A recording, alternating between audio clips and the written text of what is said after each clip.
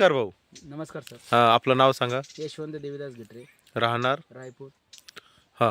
तालुका गंगापूर, जिल्हा छत्रपती संभाजीनगर. अच्छा, बरं. तर आपण हे तुमच्या मोसंबीच्या या बागेमध्ये उभे आहोत. किती एकरची ही बाग आपली? 2 एकर, 2 एकरची बाग आहे. तर साधारणतः किती झाडं आहेत? 400. 400 झाडं आहेत. अच्छा.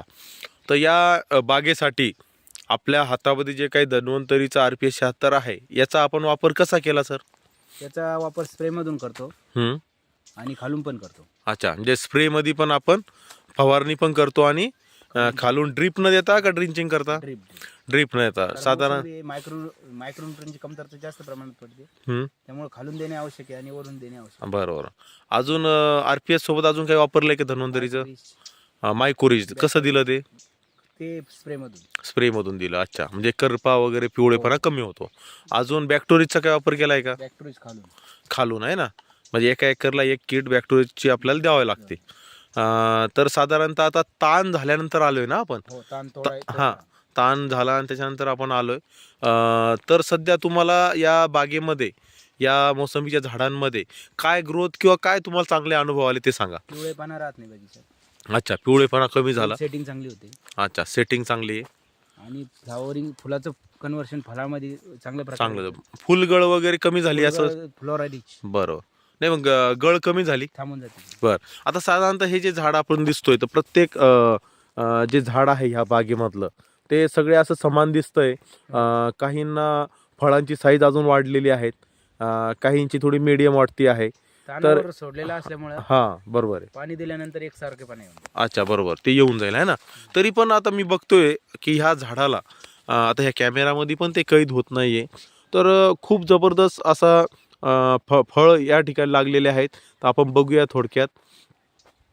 बघा, जबरदस्त असे फळं लागलेले आहेत. RPS, बॅक्टोरीज, मायकोरीजचा वापर केलेला आहे. बघा, म्हणजे अक्षरशः झाड वजनाने खाली पूर्ण झुकलेले आहेत. हो हो, हे बघा.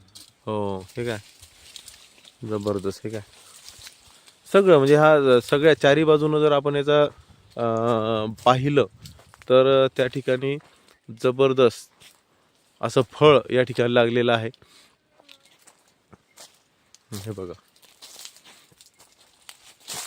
तिथं जावं तिथं फळ आहे. जबरदस्त. खूप असा लाग आहे, खूप माल आहे ह्या झाडाला आणि हिरवा रंग चांगला आहे. हो तरी पण तानावरून आपण म्हणजे नंतर आलेलो आहे ना. हो. हां, बरोबर. म्हणजे एकंदरीत तुम्हाला या RPS, बॅक्टोरीज हे जे आपण वापर केला, याचा चांगला अनुभव आला. अजून याच्यानंतर तुम्ही कशी ट्रीटमेंट करणार यामध्ये? खालून सोडणार. काय सोडणार खालून?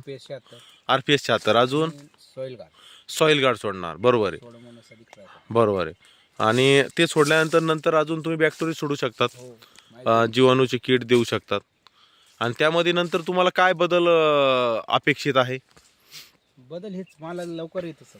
अच्छा, बरोबर. साईज वगैरे सगळे वाढेल. Very good.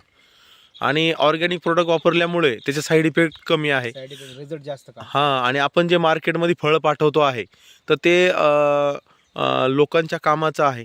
त्याच्या कुठल्याही प्रकारचं केमिकलपासून आपण त्यांचा बचाव करतोय. तर एकंदरीत तुम्ही धन्वंतरीचे जे काही ऑर्गॅनिक प्रोडक्ट आहेत सगळे, त्याच्यावर आपलं एकंदरीत पूर्ण समाधान आहे. हां, तर आपले जे मोसंबी उत्पादक शेतकरी आहे आपल्या भागातील, यांच्यासाठी काय सल्ला असेल आपला सर? धन्वंतरी कंपनीचे प्रोडक्ट वापरणे, RPS झालं, मायकोरीज, हां. Soil guard. ज्या बुरशी असते जमिनीचे, सॉइल गार्ड वापरण्यामुळे संपूर्णपणे नष्ट होतात. अच्छा, हां हां, बरोबर. म्हणजे चांगला सल्ला असेल तुम्हाला हे वापरवणं, आहे ना. चालेल. धन्यवाद सर, की या ठिकाणी आपण आम्हाला या ठिकाणी माहिती दिली. थँक्यू.